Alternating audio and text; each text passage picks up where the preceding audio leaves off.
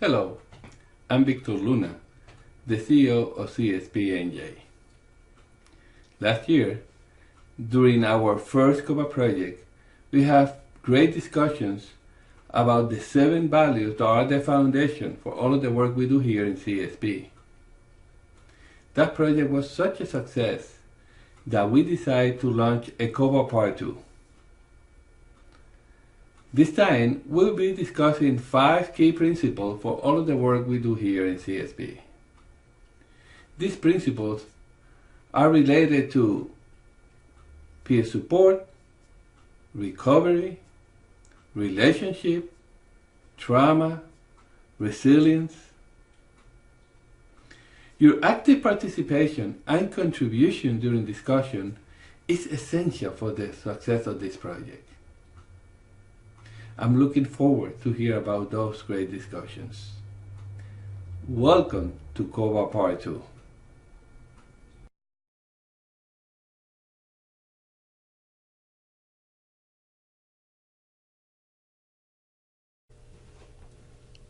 Hi, I'm Ann Smullen-Thieling, and today I'll be talking about the 4th KOVA 2 principle, trauma-informed.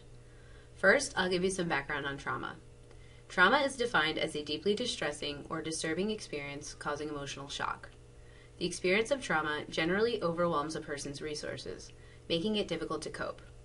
By igniting the fight, flight, or freeze reaction, trauma produces a sense of fear, vulnerability, and helplessness that can persist long after an event has passed, leading to long-term physical and mental scars and challenges. Trauma can result from a single event, a series of events, or an ongoing condition like childhood neglect or domestic violence.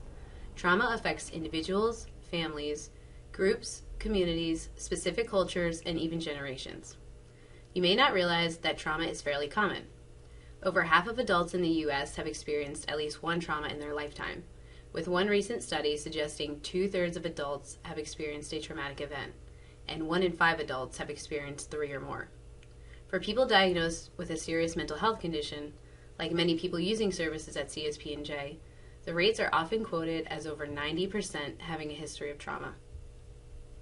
Trauma increases risk for many future problems, including substance use, mental health problems like depression and anxiety, impairment in relationships and social interactions, difficulties in many other major life areas, and even physical disorders and conditions, such as sleep disorders and diabetes.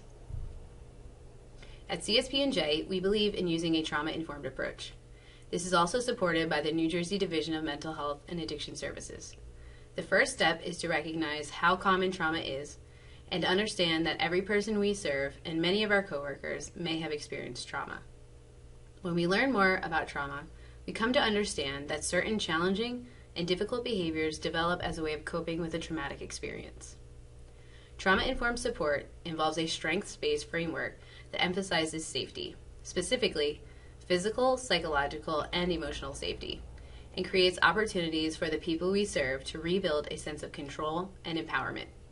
Certain situations can be re-traumatizing, so we want to create policies, environments, and methods of working with people that feel safe and that avoid triggering the reactions resulting from a person's trauma history. The principle of trauma-informed is overarching. It's our umbrella principle. It provides the filter for everything that we do. Being trauma-informed means looking at all our interactions, policies, procedures, and physical environments. We want to eliminate, whenever possible, the potential of re-traumatizing someone. This means building safe spaces, supporting choice, establishing collaborative relationships, and building on the strengths of every person. A trauma-informed organization is relationship-focused and recovery-oriented, and recognizes the voices and perspectives of people with lived experience. By providing trauma-informed support, we keep all our values alive and help people reach their full potential.